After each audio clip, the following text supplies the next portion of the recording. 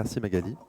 Ça fait d'autant plus plaisir d'être dans cette belle faculté de Montpellier qui, comme toutes les facultés de médecine, n'a pas bien sûr encore intégré la e-médecine sur les bancs de la faculté. Et c'est vrai que ce n'est pas le débat du jour, mais on peut se demander ça. Ça va pas le micro, c'est trop fort? Parfait. Donc vous pouvez aussi remercier Magali la technique, puisque le micro enlève mon accent marseillais pour le plaisir de vos oreilles ce matin. Et donc je vais essayer de tenir les 17 minutes qui me restent pour vous parler très modestement, non pas de ce que je fais moi, mais en fait ce qu'on essaye de faire avec des patients et avec les moyens du bord. Par rapport à l'exposé précédent, peut-être ce que vous pouvez retenir, c'est que tout ce dont je vais parler est gratuit, je pense assez sécurisé, et donc vous pouvez l'exploiter dès que vous sortez de cette conférence. Et c'est des choses qui peuvent être un peu plus pragmatiques peut-être que des choses qui font aussi rêver et qui sont importantes, mais qui vont servir aux patients peut-être directement. Donc je vais commencer peut-être par juste vous présenter mon boulot d'interniste, parce que ça va vous expliquer de quel patient on s'occupe. C'est le moment où en technique je devais faire un signe pour la deuxième diapositive, merci Stéphanie. Donc je m'occupe de patients qui ont des maladies rares, on est quelques centaines en France à faire ce boulot. C'est des patients qui ne savent pas qu'ils ont ces maladies avant de les avoir, logique. Et surtout, c'est des patients qui ont un délai de diagnostic qui est extrêmement long, parce qu'à l'inverse du diabète qui concerne des milliers de personnes, de l'hypertension, c'est des choses qui ne sont pas connues du grand public. Et dans le grand public, j'inclus aussi la plupart des collègues médecins, et moi-même y compris dans certaines pathologies. Donc le délai de ces maladies est extrêmement long. Et ce qui est encore pire que tout, c'est qu'au moment du diagnostic, au lieu que les choses s'enclenchent avec un test génétique, une prise en charge d'une tumeur, même si c'est une maladie très grave, ces patients ont des fois des maladies qui ne sont pas mortelles, qui sont des maladies chroniques le plus souvent, donc qui sont très embêtantes. Mais c'est que le début des problèmes au moment du diagnostic parce que personne ne connaît ça. Le parcours de soins n'est pas équipé pour ces patients. Il y a 7000 maladies différentes. Donc bout à bout, ça fait des milliers de personnes, des millions de personnes, mais chacune individuellement, c'est des fois quelques centaines de cas en France, et bien sûr, on n'est pas équipé pour ces patients. Donc c'est des patients qui, dès le diagnostic, en fait, vont commencer une souffrance qui est la souffrance du manque d'information. Non seulement ils n'ont pas accès à des infos sur leur maladie, et des infos mises à jour, on va dire, et en plus, quand ils sont confrontés au système de soins, ils ne savent même pas comment retranscrire avec des mots simples pour leurs médecins ou pour leurs soignants cette maladie et les besoins qu'ils ont. Donc c'est ça qui nous a poussé à réfléchir sur comment on peut utiliser la e-médecine et des choses qui sont vraiment déjà disponibles pour améliorer le quotidien de ces patients. Donc c'est le moment où on fait la diapo d'après. Ça marche bien. Qu'est-ce qui s'affiche sur l'écran? C'est quelque chose qui a été mis en place par des ingénieurs et des médecins urgentistes. Donc on ne parle pas du tout du coup de mes maladies rares, mais on parle de maladies vraiment qui concernent vraiment n'importe lequel d'entre vous. Un malade qui vient aux urgences. C'est quoi la grande question du 21e siècle aux urgences? C'est j'ai un malade, quel que soit son âge, il a 40 de température, il n'est absolument pas capable de me dire ses traitements habituels, ses allergies, ses comorbidités, ses pathologies, ses antécédents. Il n'en est pas capable, soit parce qu'il est âgé, soit parce qu'il a de la fièvre, et je ne peux pas le traiter au mieux. Pourquoi? Parce qu'il n'a pas sur lui ces informations. Alors, le patient maladie rare dont je vous parlais tout à l'heure, quand il vient à ma consultation, il vient souvent avec une valise de documents. S'il a 20 ans de maladie, vous imaginez le nombre de classeurs que ça peut faire. Ou alors, encore pire que tout, s'il est un peu moderne, il a tout classé sur une clé USB sécurisée et il me tend gentiment la clé USB en me disant « Docteur, sur les 5 gigas, là, vous avez toute ma vie. » Et bien sûr, ce n'est pas non plus adapté à la consultation. Alors, vous imaginez, en situation d'urgence, c'est un calvaire. Donc, bien sûr, le urgentiste fait de la médecine vétérinaire et on aboutit à des erreurs médicales régulières par manque d'information. Donc, tout le long de ce stock, le plus important, c'est que l'information en fait, peut vraiment changer des décisions médicales, ça on le sait, et peut changer le parcours de ces patients. Donc ce qu'ont fait ces médecins et ces urgentistes et ces ingénieurs, c'est qu'ils ont dit il faut que le patient il ait accès à ces informations les plus importantes, synthétiques, allergies, comorbidités, traitements, et qu'ils puissent les communiquer à n'importe qui. Et donc ils ont inventé une espèce de carnet santé 2.0, donc le même carnet qui a une espérance de vie de moins de 10 ans en France sur un petit papier qu'on a tous connu à un moment donné. Simplement, il est virtuel, il est gratuit, il est sécurisé, et pour moi, c'est vraiment la base pour utiliser un outil de e-santé. Et avec un simple numéro qu'on communique à n'importe quel soignant, on a, de façon anonyme, accès à un dossier que le patient a géré lui-même. Alors, s'il a 80 ans, il a pu se faire aider par ses ayants droit, par ses proches. Et donc, on a des patients, des fois âgés aux urgences, qui débarquent dans le service des urgences de mon hôpital et qui ont leur numéro, et c'est très utile. Quand j'ai rencontré ces premiers patients qui avaient ces fiches, vous imaginez bien le raccourci, j'ai tout de suite voulu avoir ça pour mes patients qui ont des maladies rares, mais dans le caractère chronique de la maladie. Donc j'ai été voir les gens de cette équipe, qui s'appelle Sanoya, et je leur ai demandé d'essayer de faire quelque chose pour les patients qui avaient des maladies rares. Avant de les approcher, j'ai d'abord, entre guillemets, essayé, enfin, c'est pas moi qui ai essayé, c'est une de mes patientes, donc je vais vous raconter en 2 minutes l'histoire, une jeune femme qui a une maladie dont le nom est une mastite granulomateuse idiopathique. Imaginez dire ça à un médecin, c'est un nom que même moi j'ai du mal à reprononcer. Il y a une centaine de personnes qui ont ça en France, donc c'est vraiment ridicule en nombre. Et cette jeune patiente a été diagnostiquée justement pour un cancer du sein. Je ne savais pas que la speakeuse d'avant allait aborder cette thématique. Et donc vous imaginez tout le stress qu'il y a eu sur cette biopsie. Et finalement, bonne nouvelle, ça n'est pas un cancer. Et mauvaise nouvelle, c'est une mastite granulomateuse idiopathique. Et donc, allez voir un médecin pour savoir ce que c'est, quel est le traitement. Il a fallu 1 an pour qu'on puisse enlever l'inflammation du sein de cette jeune patiente qui avait un sein défiguré. Et malheureusement, sur le trajet de la biopsie, elle avait une fistule avec du pus qui s'écoulait de façon régulière à chaque poussée. Force de traitement anti-inflammatoire, on arrive à la stabiliser. Et puis au bout d'1 an, elle veut partir pour son travail à l'étranger, dans un pays limitrophe de la France, où il y a aussi des médecins, des docteurs, des internistes, mais où il faut repartir à zéro au niveau médical. Et donc, on lui crée une fiche Sanoya en y mettant ce qu'on pense être le traitement le plus adapté pour elle, parce qu'on l'a suivi pendant 1 an avec plusieurs poussées similaires, et on sait qu'à chaque fois, un traitement particulier a très bien marché, combinant des antibiotiques, de la cortisone, etc. Et surtout, on sait qu'il ne faut pas qu'un chirurgien lui touche le sein, parce qu'à chaque coup de bistouri, il y a une séquelle avec une fistule. Et ça, c'est la première chose dont on veut le prévenir. Et ça n'a pas loupé. 3 mois après être arrivée en Suisse, elle présente une poussée de la maladie. Ça arrive bien sûr un jour où on n'est pas joignable. Personnellement, en vacances, ça peut arriver. Et elle se présente dans un petit hôpital régional de Suisse, dans un petit canton. Et le chirurgien, vous l'imaginez là avec le couteau entre les dents, lui dit: je veux vous opérer, vous avez un abcès du sein, il faut absolument que je vous opère. Elle lui montre sa fiche Sanoya. Alors le logiciel, bon là ça n'a pas été utile parce que le médecin était français, mais traduit les données d'urgence en 4 langues, en 4 langages. Donc ça peut être assez pratique en urgence. Le médecin a eu accès à notre protocole, l'a mis en place et ça a permis de gagner du temps, 1 semaine, pour trouver un référent équivalent à nous, on va dire, dans un gros centre sur Genève, et continuer la prise en charge de façon conjointe. C'est un médecin à qui on a eu ensuite des échanges par email sur le protocole à définir pour éviter des récidives. Et en fait, la patiente était dans nos mails en échange et a fait un simple copier-coller sur sa fiche de la décision qu'on a prise par mail de façon concertée avec le médecin de Genève. Donc vous voyez que dans ce cas-là, en fait, pour cette patiente, moi, ça m'a convaincu qu'une simple fiche santé disponible permet d'apporter une information qu'en urgence, dans le stress, les patients ne peuvent pas, même quand ils ont été bien éduqués et bien habitués, retranscrire de façon intéressante pour les médecins. Donc partant de là, on a attrapé l'équipe de Sanoya et on leur a dit on veut adapter la fiche de base, la fiche de Monsieur Tout le Monde. Je crois qu'il y a 150 000 Français qui ont leur fiche déjà, mais on veut adapter cette fiche à des pathologies particulières. On a choisi une pathologie qui s'appelle la thrombopénie auto-immune. C'est des patients comme vous et moi qui, du jour au lendemain, ont une chute de certains globules dans le sang et se mettent, on va dire, à pisser le sang pour parler comme il faut, et arrivent aux urgences. Et là, c'est la panique pour tout le monde. Bon, pour le patient, bien sûr, qui saigne, et aussi pour l'urgentiste qui ne sait pas exactement comment gérer ce genre de crise de thrombopénie.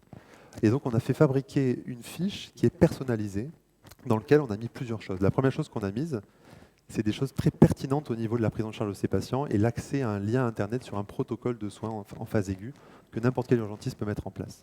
La deuxième chose qu'on a mise, c'est un accès à des bouquets Internet qu'on a présélectionnés avec d'autres patients et avec d'autres médecins, qui sont des bouquets parce qu'on s'aperçoit qu'au diagnostic, ces patients, ils vont sur Internet et ils trouvent le pire. Ça veut dire qu'il bien sûr sur Internet, il y a un biais de sélection. Ils vont trouver les choses les plus catastrophiques et des sites qui ne sont pas validés médicalement, on va dire, sur leur contenu. Donc nous, on fait cette présélection et en fait, on va dire, on offre ça, c'est-à-dire un bouquet, ça prend pas beaucoup de temps, mais une dizaine de sites qui sont vraiment fiables pour le patient. Ce qu'on met aussi sur la fiche, c'est un ensemble de données qui sont extrêmement importantes pour l'urgentiste en termes de prise en charge antibiotique et autres. Et on a étudié une trentaine de patients en fait, dans notre centre qui ont eu pendant 6 mois en fait, cette fiche et dont on a étudié par plusieurs moyens, questionnaires et par aussi un tracking au niveau informatique, comment ils s'étaient approprié l'outil. Les résultats ils sont très intéressants parce qu'il y a certains patients qui n'ont quasiment pas utilisé la fiche, mais c'est une minorité. Et par contre, pour ceux qui l'ont utilisé, ils se sont trimballés leur fiche chez leur dentiste, chez leur médecin traitant, chez leur spécialiste, et la fiche a été très bien reçue par les collègues, peut-être aussi parce que cette fiche elle est gérée par le patient, donc elle ne met pas du tout la responsabilité du médecin en jeu.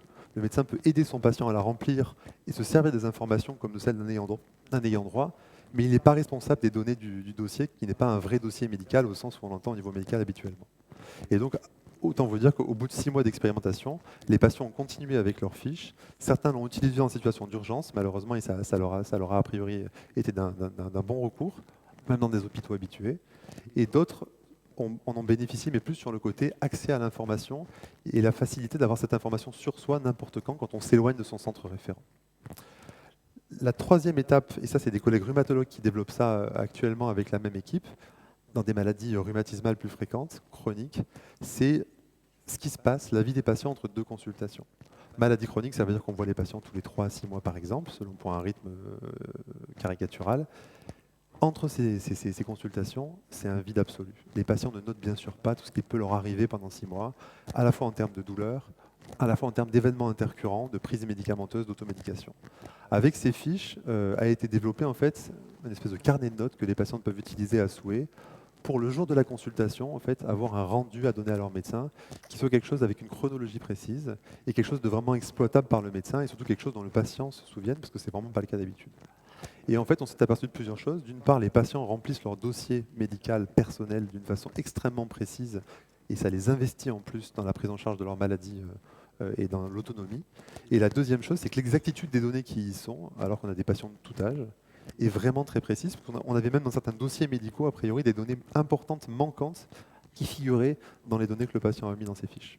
Donc vous voyez que c'est aussi un autre aspect où ces outils de e-santé peuvent permettre aux patients en fait, de s'approprier complètement ce dossier qui est très sacralisé.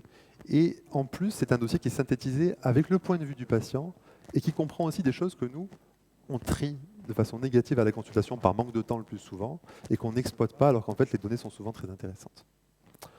Ensuite, même en faisant tout ça, les patients, ils en veulent toujours plus et on ne peut pas leur en vouloir. Et notamment, ils vont quand même continuer à poser d'autres questions. Et il y a des questions pour lesquelles ils ne trouvent pas de réponse auprès de leur médecin. Donc, ils vont sur des forums. Alors, je ne peux pas dire du mal des forums parce que le speaker d'après va en parler et qu'il a l'air assez sympathique.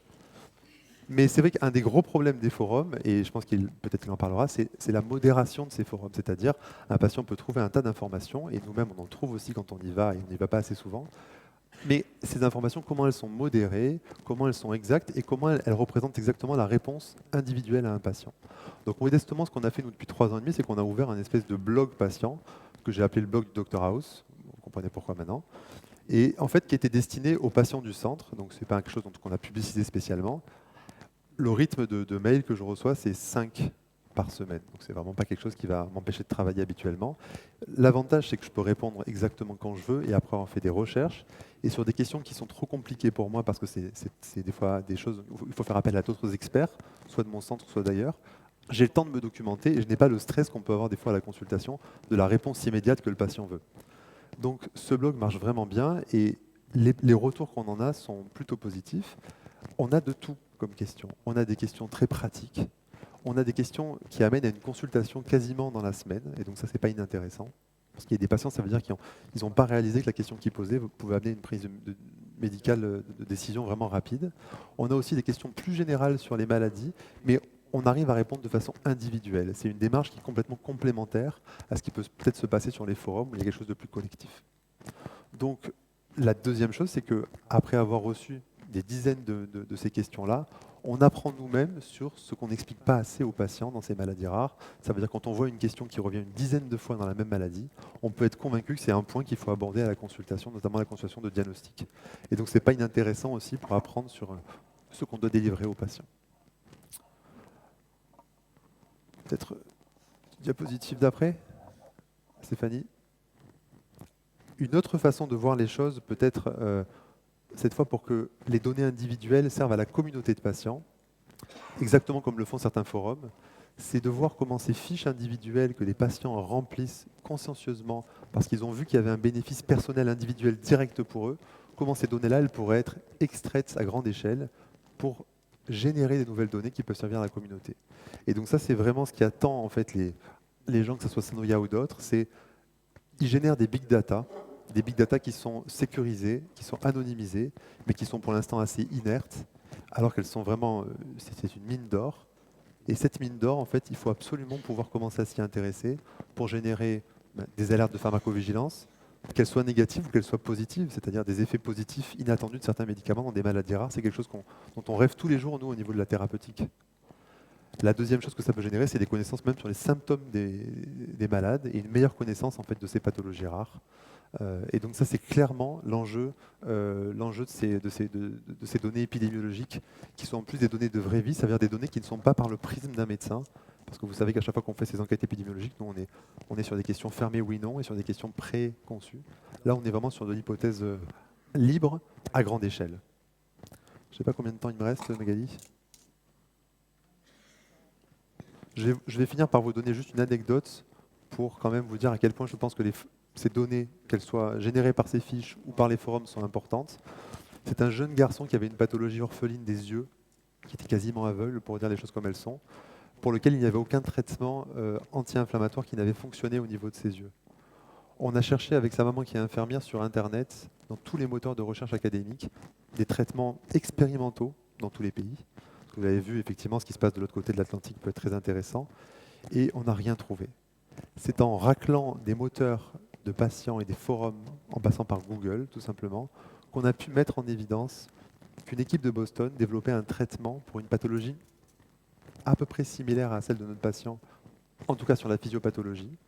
Et le traitement n'était bien sûr ni commercialisé, ni même mentionné dans les moteurs académiques.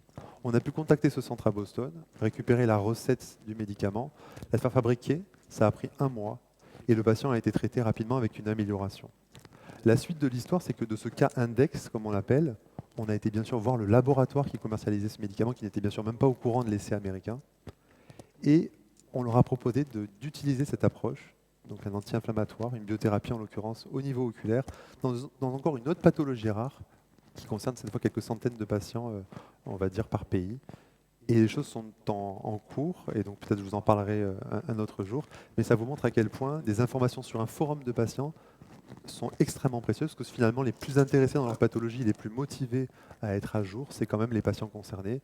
Et si on zappe ces informations, on passe à côté de choses vraiment, vraiment tangibles. Je vous remercie.